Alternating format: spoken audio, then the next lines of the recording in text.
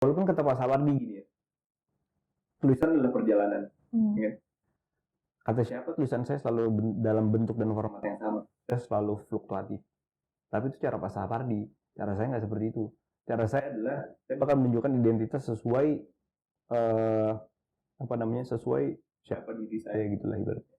Kalau saya merasa bahwa ini nggak cukup untuk memenuhi standar diri saya nggak bakal keluarin. Itulah ibaratnya.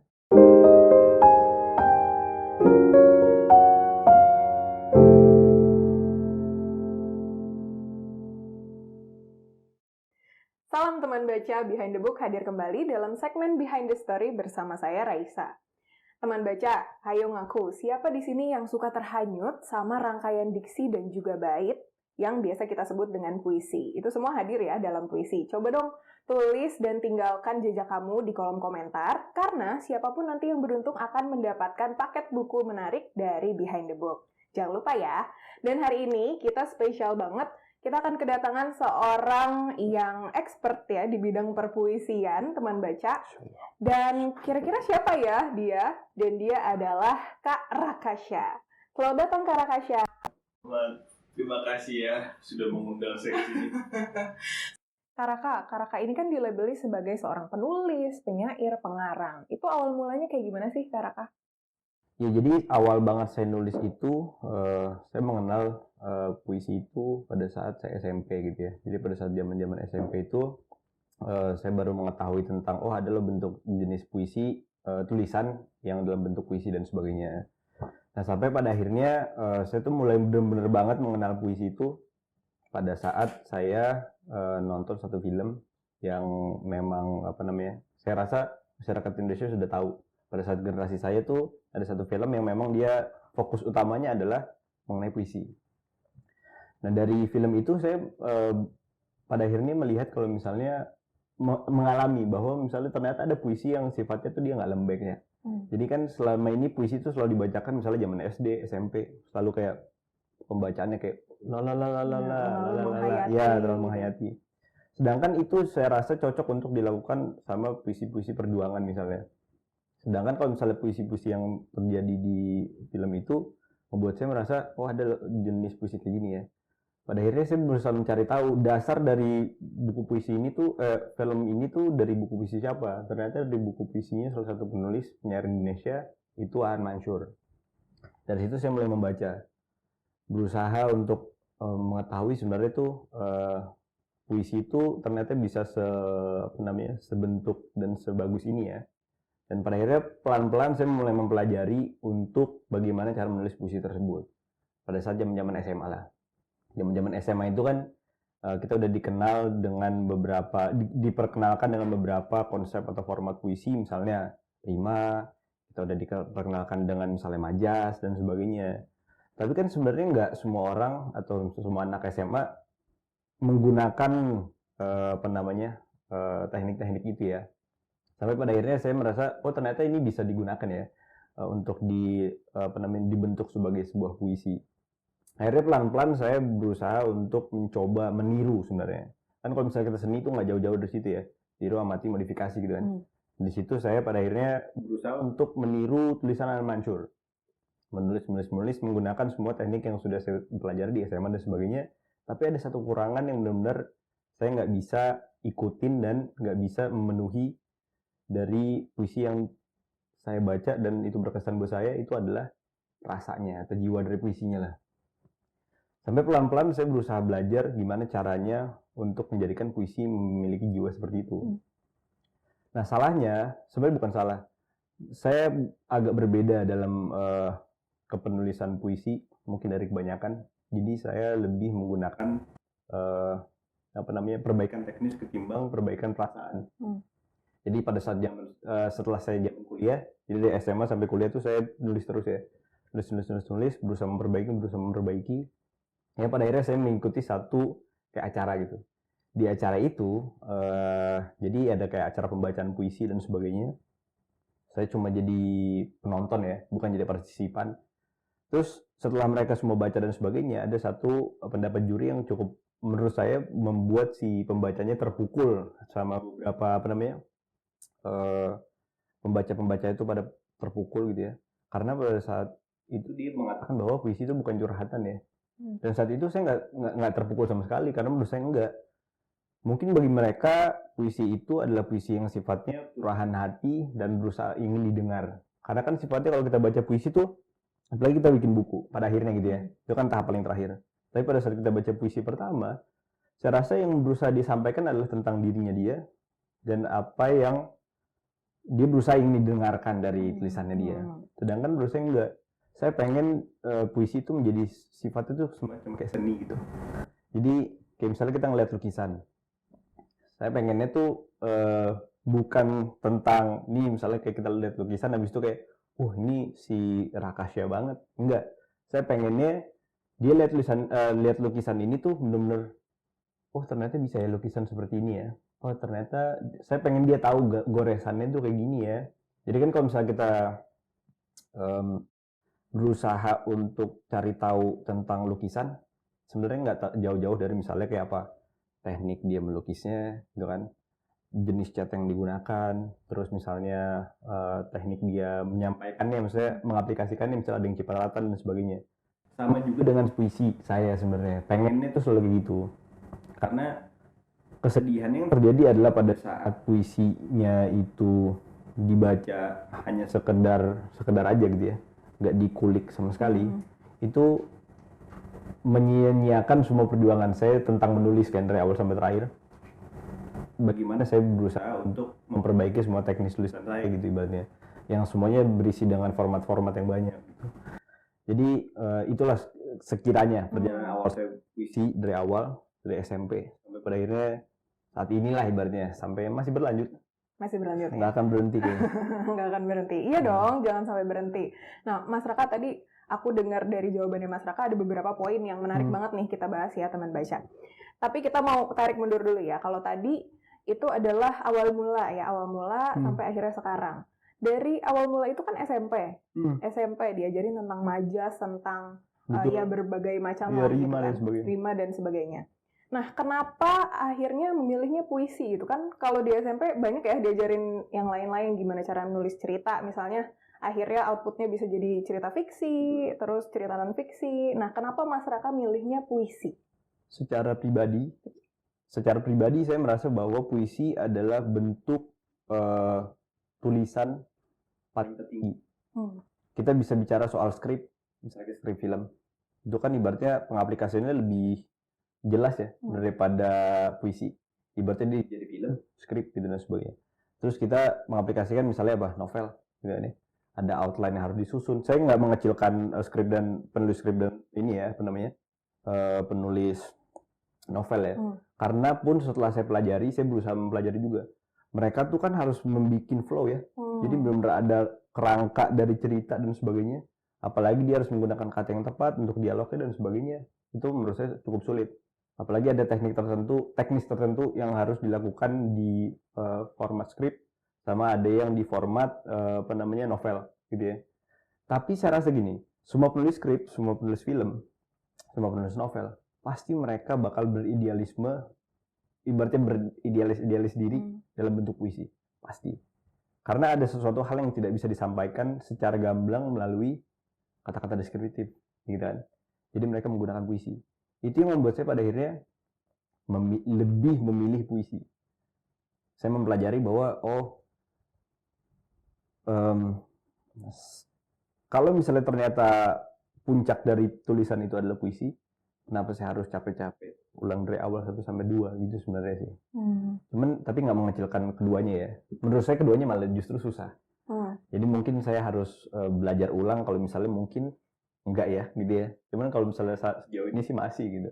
Puisi tetap itu ya alasan saya pilih puisi sih. Itulah. Ya, karena jatuh cinta dengan puisi ya. Betul. Lewat latar belakang yang Mas Raka ceritain. Itu nah. Tadi Mas Raka juga nyebutin soal puisi itu yang paling penting adalah rasanya, gitu kan. Gimana kita merangkai bait, merangkai diksi supaya berasa gitu, punya nyawa dan orang lain bisa merasakan hal itu. Itu alasannya kenapa tuh Mas Raka bisa berpikiran kayak gitu, dan apakah itu juga yang mendasari Mas Raka akhirnya mendalami bidang filsafat gitu kan? Kalau nggak salah Mas Raka Iya. kuliahnya filsafat ya? Filsafat, betul. Tahu sih. Oh ya, emang cari tahu. Cari tahu dong. Jadi puisi itu kan punya, saya bilang tadi puisi punya jiwa atau makna gitu ya, rasa sendiri dan sebagainya. Apa yang membuat itu terjadi, berarti itu sederhananya. Kok bisa sih puisi memiliki jiwa dan gitu maksudnya? Dan berarti kenapa saya ambil filsafat tuh karena ibaratnya apakah mendukung dengan pernyataan saya yang sebelumnya gitu. Oke. Jadi sebenarnya hubungan antara saya mengambil filsafat dan tidak itu lebih ke panggilan jiwa aja sebenarnya. Apa ya, lebih kayak kayaknya kuliah ini seru ya. Tapi sebenarnya saya nggak tahu filsafat itu apa sebenarnya. Jujur saya lebih pilih filsafat ini karena dia adalah kuliah yang cukup menarik menurut saya gitu secara deskriptif. Tapi itu membedakan sama sekali terhadap kenapa puisi memiliki jiwa dan perkuliahan saya dan pilih filsafat. Jadi yang membuat puisi itu bermakna banget, puisi itu pada akhirnya punya jiwa, itu saya rasa karena dia bisa menyederhanakan perasaan yang sudah menumpuk. Misalnya apa ya? Kita bisa berbicara bahwa semua penyair yang dia fokus jadi penyair itu dia punya perasaan yang masif menurut saya. Jadi mereka tuh orang yang sensitif, mereka orang yang bukan sensitif yang kayak aku tahu perasaan kamu hari ini, bukan gitu ya. Nah, bukan gitu. Tapi lebih sensitif terhadap mungkin objek-objek, mungkin terhadap deskripsi. Misalnya kita lihat tangan gitu, jari ya. Kita bakal nge-breakdown kira-kira di dalam jemari ini ada apa aja. Misalnya sidik jarinya dan sebagainya, seperti itulah. Lebih aware dan lebih peka dan sebagainya. Nah, bagaimana caranya membuat semua perasaan masif itu, pengalaman masif itu menjadi beberapa bait, gitu ya. Jadi nyawa dari sebuah puisi itu muncul dari sana. Bakal ketahuan mana puisi yang bohong, mana yang tidak. Karena yang bohong tuh pasti kelihatan dibuat-buat ya. Jadi kayak lebih kayak pengen terkesan keren. Itu ada banget. Karena kita tahu bahwa nggak ada inti dari puisi ini. Tapi pada saat seseorang bisa, misalnya Pak Sapardi bisa menulis satu bait yang luar biasa ya. Misalnya mengenai cinta, bagaimana cinta itu sederhana. Itu kan ya. Sebenarnya itu kan cuma 4 baris 2 bait ya. Dan menurut saya itu nanti teman-teman cari sendiri, pokoknya yang tentang cinta sederhana. Saya lupa bunyinya, cuman pokoknya gitu. Dia bisa merampungkan ibaratnya perasaan yang masif, pemahaman yang masif pada 4 baris 2 bait. Menurut saya sih itu luar biasa ya. Di situlah nyawa penyairnya. Tapi kemudian kenapa saya ambil filsafat? Bukan kenapa ambil saya filsafat. Namun kemudian setelah saya ambil filsafat, ternyata itu memperkaya jiwa puisi saya, dan pada akhirnya ternyata ada benefitnya ya, gitulah ibaratnya. Seperti itu sih. Jadi nyambung ya? Iya, ada relasinya lah bisa. Ada relasinya, iya. Kalau karya pertamanya Mas Raka nih, itu kan dari SMP ya? Dari SMP. Iya, lanjut. Dari SMP tuh belajar berarti ya? Dari SMP belajar, mengenal, akhirnya praktis, latihan gitu. Terus, apakah di SMP itu udah ada salah satu karya yang jadi? Dalam bentuk buku ya? Dalam bentuk apapun, misalnya karya yang benar-benar selesai gitu, menurut Mas Raka? Nggak ada.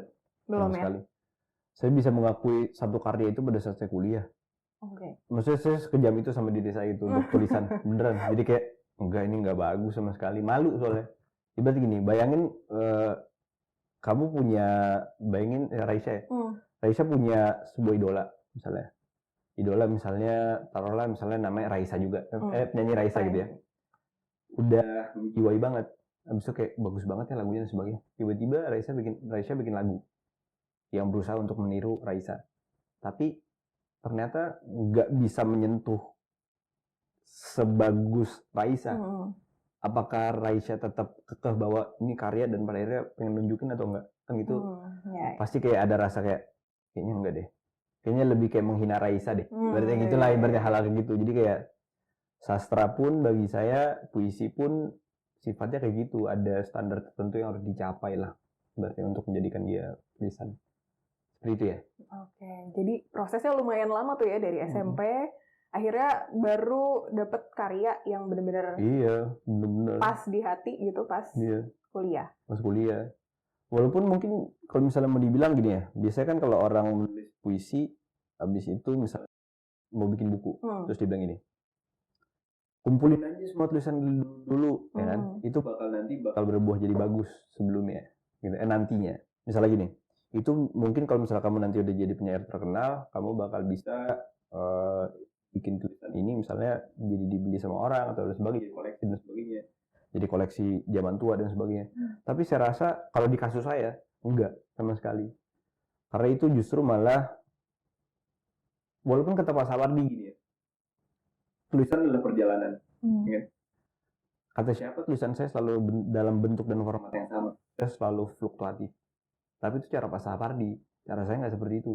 Cara saya adalah saya bakal menunjukkan identitas sesuai sesuai siapa diri saya, gitulah ibaratnya. Kalau saya merasa bahwa ini nggak cukup untuk memenuhi standar diri saya nggak bakal keluarin, gitulah ibaratnya. Sederhana gitu ya. Ya. Dalam ya teman baca. Oke. Karena saya punya kecintaan lah sama punya kecintaan ya. Nggak apa-apa, silakan. Jadi kerasa banget ya teman baca dari ceritanya Karaka nih, dari awal mulanya Karaka jatuh cinta ternyata sama puisi. Mungkin teman baca juga bisa nih nyari titiknya di mana kira-kira teman baca bisa, oh ini adalah trigger yang pas untuk aku memulai gitu, menulis puisi, menulis cerita fiksi, menulis cerita non fiksi dan lain sebagainya gitu ya teman baca. Oke, kalau Karaka, kalau karya yang udah dipublikasikan berarti ada berapa tuh? Ini 3. 3 ya? 3. Ini ketiganya aku pegang ya teman baca. Ada alegori, ada kolam susu, dan juga ada A Letter to a Stranger. Ini nanti kita bahas ya teman baca barengan sama penulisnya langsung, Karaka. Oke, Karaka, kalau katanya kan tadi menulis puisi itu menurut Karaka adalah salah satu puncak tertingginya gitu ya dari menulis. Kalau cerpen gitu-gitu, apakah benar menulis puisi itu nggak segampang menulis cerpen? Kalau menurut Karaka ya, tadi kan Karaka sedikit tuh membahas ya tentang hal itu. Kalau menurut Karaka gimana? Lagi ya, saya nggak mengecilkan juga, cuman gini, saya akhir-akhir ini lagi suka beberapa penulis yang bukan penulis puisi. Saya lagi suka Haruki Murakami. Sebenarnya saya suka udah lama, cuman saya baru mulai baca lagi. Dia, buku terakhir yang saya baca tuh, dia tuh kumpulan cerpen. Dan di saat itu seperti pengalaman pertama saya pada saat membacaan Mansur, ternyata cerpen bisa seperti ini ya, gitu ibaratnya. Mulai kira-kira mulai muncul benih-benih lah, kemungkinan besar membuat saya kayak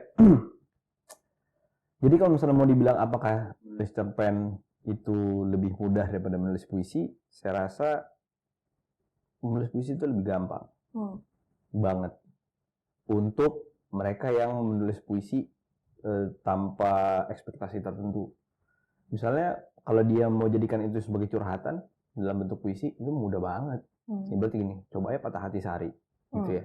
Atau nggak jatuh cinta satu hari, gitu ya. Puisi sebenarnya. Langsung ya. Hidup, walaupun nggak ditulis, tapi hidup rasanya kayak puisi aja gitu kan. Tapi kalau cerpen yang kayak gitu, cerpen kan gimana caranya bayangin ya, gimana caranya kamu bisa membuat seseorang itu suka sama kamu atau tertarik gitu ya. Maksudnya kayak, oh ini orang ambil kesan yang baik dengan momen yang sangat singkat, bener gitu. Saya rasa cerpen bekerja dengan cara yang sama. Kalau novel tuh kayak orang pacaran 2 tahun, 3 tahun gitu kan. Maksudnya kayak orang berteman 3 tahun, 4 tahun. Panjang ceritanya, pada akhirnya membuat membaca tuh, oh bagus ya karyanya.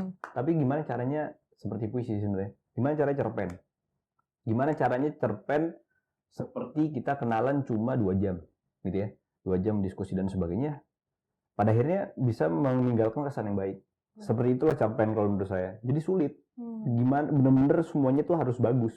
Beda seperti novel yang memang harus ada hal yang bisa dijelaskan dulu. Pembacanya bisa dibawa ke kanan dulu, ke kiri dulu dan sebagainya.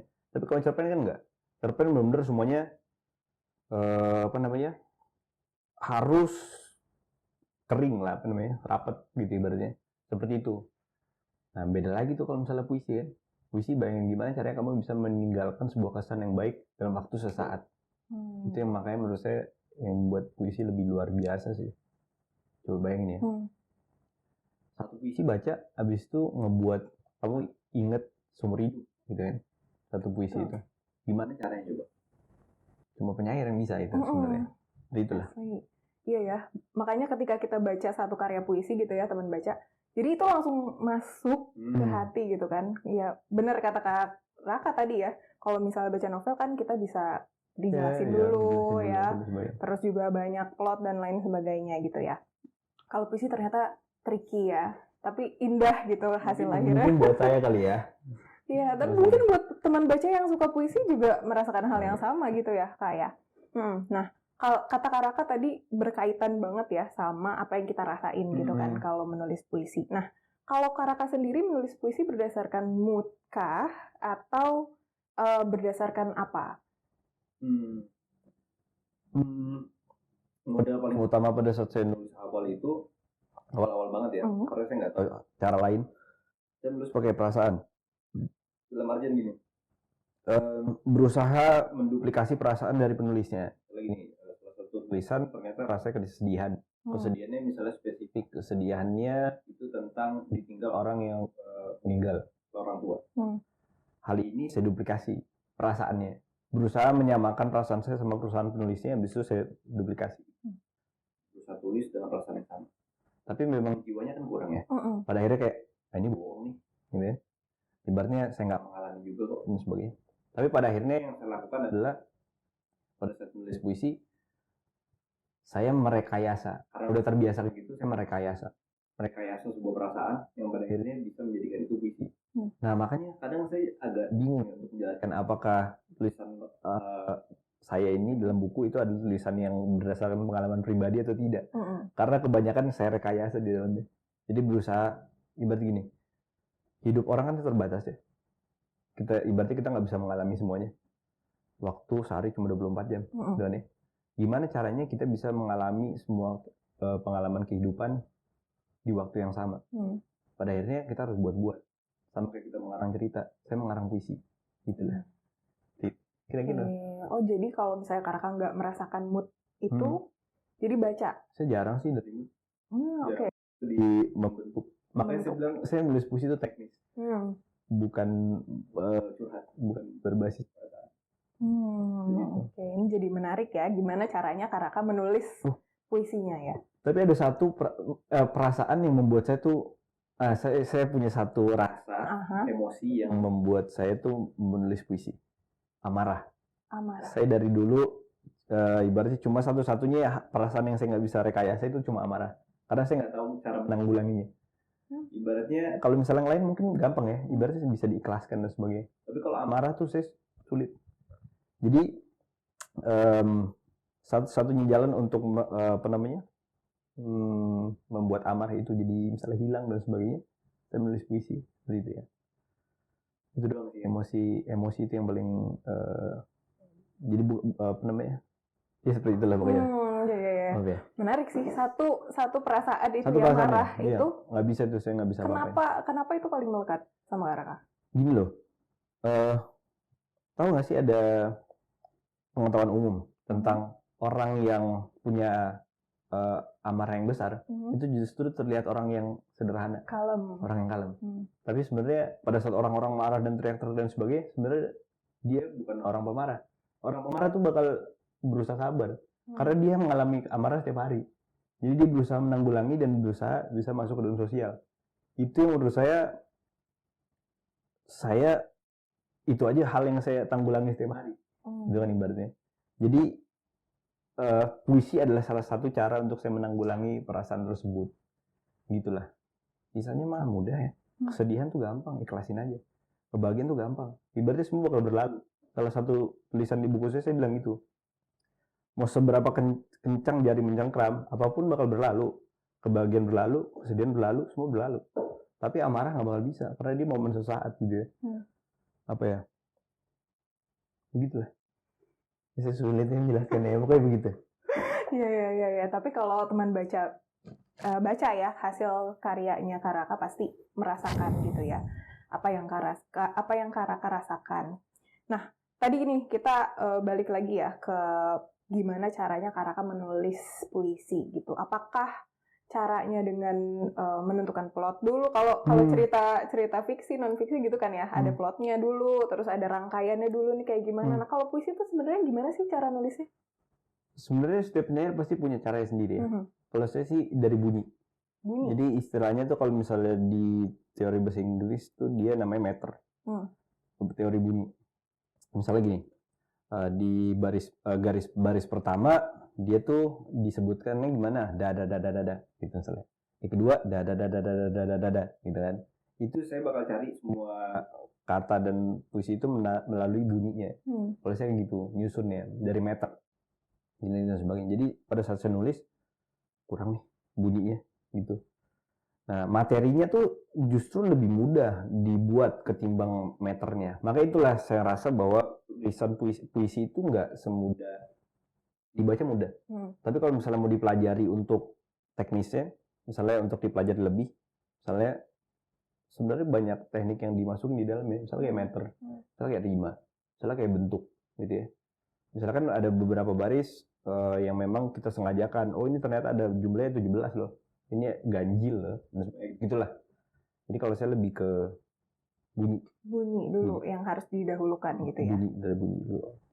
Oke, setelah bunyi tahapannya gimana tuh? Setelah bunyi sudah enak didengar, tinggal permainan kata tuh kayak ini ya, lebih ganti sinonim kalau saya gitu doang sih. Jadi yang penting udah dapat intinya, pesan yang kan mulainya segini ya, perasaan yang saya rekayasa apaan, oke udah dapat. Kemudian saya tentukan bunyinya. Taruhlah misalnya perasaan yang saya rekayasa itu adalah tentang kesenangan. Saya pengennya senangnya tuh senang sesak napas gitu kan ya. Jadi pada akhirnya nada yang saya tentukan gitu, dadak putus, habis itu dadak lanjut, sampai dia kayak tarik semua napasnya, baru dia bisa jelasin semuanya panjang. Jadi kalau misalnya bisa diperhatiin dari banyak puisi saya bakal bikin beberapa kata tuh singkat pendek, sampai pada akhirnya ada satu kalimat yang panjang. Gitu, satu garis yang panjang. Itu karena saya berusaha menunjukkan bahwa Anda tuh bisa merasakan loh apa yang saya rasakan juga dengan Anda membaca puisi saya. Karena kenapa? Pada saat Anda baca baris pertama, Anda butuh napas sedikit doang. Dan pada saat baris kedua butuh napas sedikit. Tapi pada saat baris ketiga Anda harus menarik napas kayak untuk baca kalimat yang panjang, ya kan? Itu pada akhirnya mempengaruhi pengalaman pembaca. Percaya atau enggak? Karena saya pun mengalami gitu ya, berusaha menganalisa sejauh itu pada saat ada tulisan puisi orang gitu. Dia tuh memperhatikan hal ini atau enggak ya? Tapi salah satu penulis yang memperhatikan hal ini, yang saya ikutin teknik penulisnya juga, itu adalah Charles Bukowski, luar negeri ya. Jadi dia tuh menulis tuh berdasarkan nada. Kalau dia tuh bilangnya bem line kata dia gitu. Saya serupa, mirip, tapi ya nggak sama gitu. Oke, jadi ada polanya gitu ya. Polanya akhirnya bisa dicurahkan gitu ya semuanya. Oke, menarik ya teman baca ya. Itu tadi bisa dicatat tuh sama teman baca gimana cara Kak Raka menulis puisi. Siapa tahu bisa teman baca amati, tiru dan juga modifikasi gitu. Nah, Kak Raka, kalau menulis puisi itu kan butuh satu tadi mood ya, walaupun kita nggak punya semua mood itu, tapi bisa lah ya direkayasa dari inspirasi-inspirasi lainnya. Nah, kalau Kak Raka sendiri menulis puisi itu idenya biasanya dari mana sih? Apakah Kak Raka harus betapa dulu? Apakah harus menyendiri dulu? Apakah harus jalan-jalan dulu kemana gitu baru dapat ide dan gagasan untuk menulis puisi? Ide terbaik itu didapatkan dari karya orang lain, percaya atau enggak? Karena dia punya pengalaman yang dia curahkan juga kan di karya orang kan. Jadi kita membaca, makanya sebenarnya menulis puisi itu lumayan jadi lebih dimudahkan dengan cara kita membaca karya orang sih sebenarnya. Jadi misalnya tahap awal kalau misalnya pengen menulis puisi apa ya Kak ya? Menurut saya sih ya dengan membaca karya orang. Jadi saya ambil inspirasi dari karya-karya orang dan sebagainya. Kecuali amarah. Kalau amarah biasanya sumbernya dari sendiri kan, ada alasan dan sebabnya. Itu yang berakhirnya saya gunakan untuk ini deh, namanya bikin tulisan atau puisi. Jadi itu sih, idenya datang dari sana. Oke, Mas Raka, ini menarik banget ya. Kalau misalnya teman baca nonton ya video Behind the Book di beberapa episode ke belakang, itu mungkin yang dibahas adalah seputar kalau menulis itu ada yang berdasarkan mood, ada yang berdasarkan apa yang dia rasakan. Nah, kalau Mas Raka ini agak berbeda ya. Dan ini jadi salah satu hal yang menarik juga buat teman baca semua infonya. Kalau Mas Raka menulis itu bahkan masyarakat nggak punya rasanya gitu kan, tapi akhirnya bisa mencari ide itu, mencari gagasan itu di dalam karya orang lain, akhirnya diamati, ditiru dan dimodifikasi gitu ya. Gimana caranya tuh Mas bisa kayak gitu? Mungkin teman baca di sini beranggapan bahwa ya gue pengen nulis gitu kan, tapi gue nggak punya, nggak tahu, nggak pernah ngerasain gitu. Nah gimana nih cara Mas Raka untuk membuat semua itu jadi karya? Mengenai stigma bahwa kalau misalnya menulis puisi harus pakai perasaan dulu gitu ya, harus dapat moodnya dan sebagainya. Sederhananya gini sih, paling dekat untuk menjelaskan bagaimana saya menulis puisi itu seperti profesi.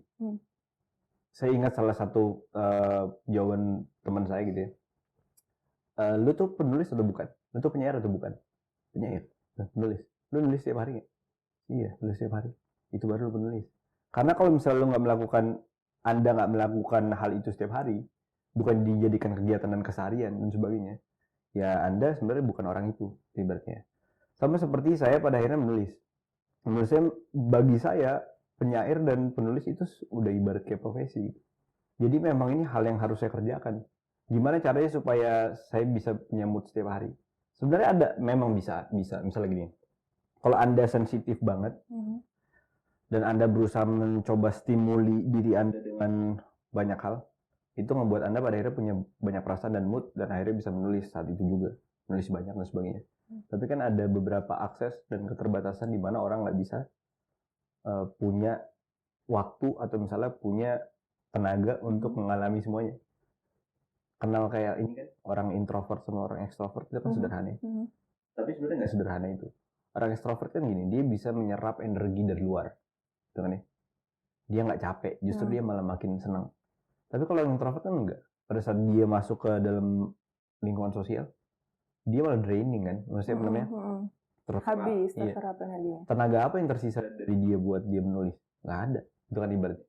Jadi memang gimana caranya supaya bisa menulis dengan di luar dari batasan-batasan itu.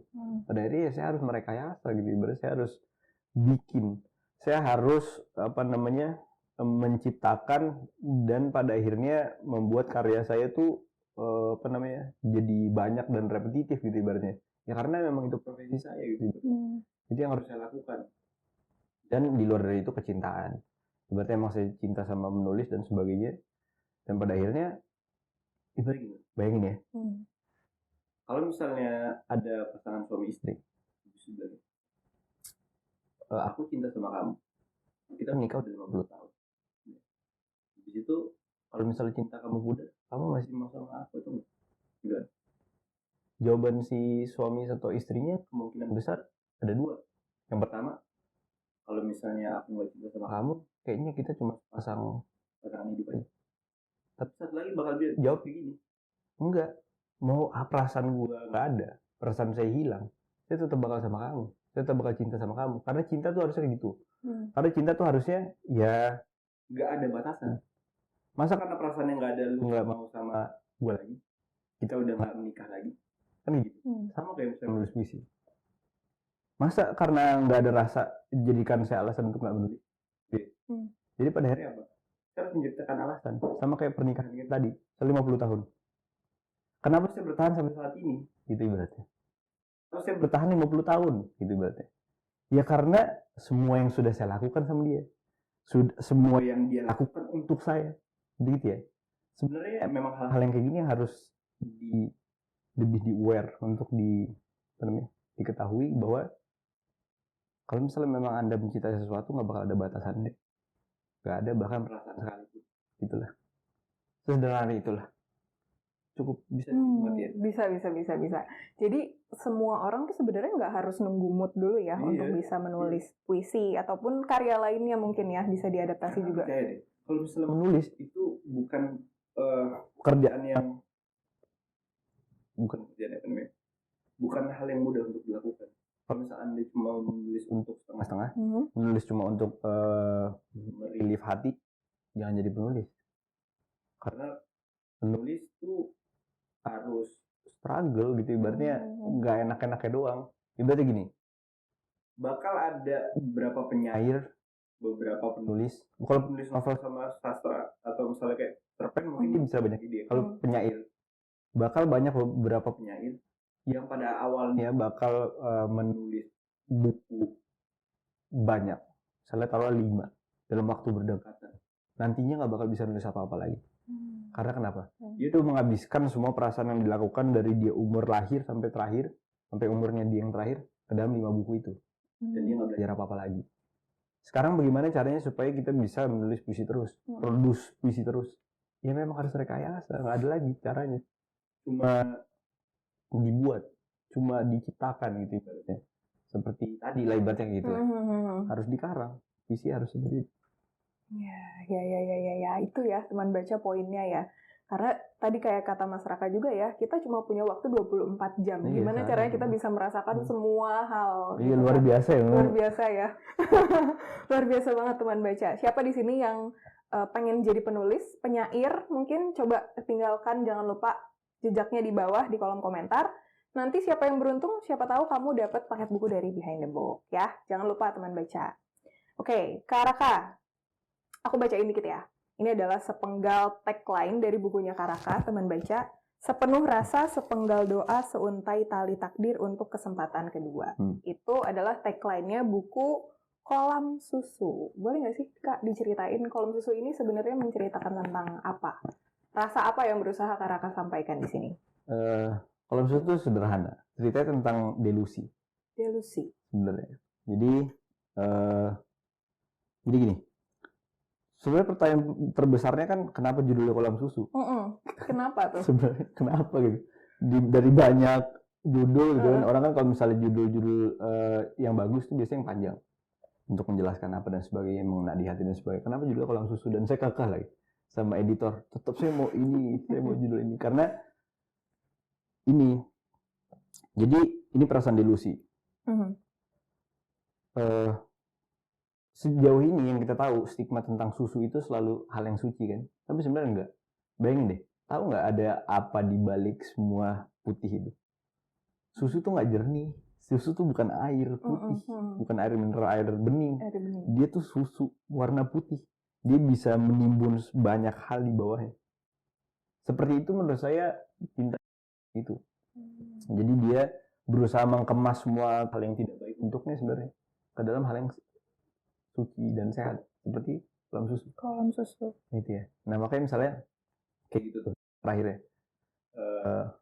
Sorry. Oke. Blurbnya ya di belakang ya. Ya. Sorry lupa deh. Mungkin tak cukup dengan mata, tak cukup dengan suara dan sentuhku, tak cukup dengan waktu. Maka melalui kata ku percaya terjemahkan asa. Buku ini untukmu. Penuh rasa kan gini ya.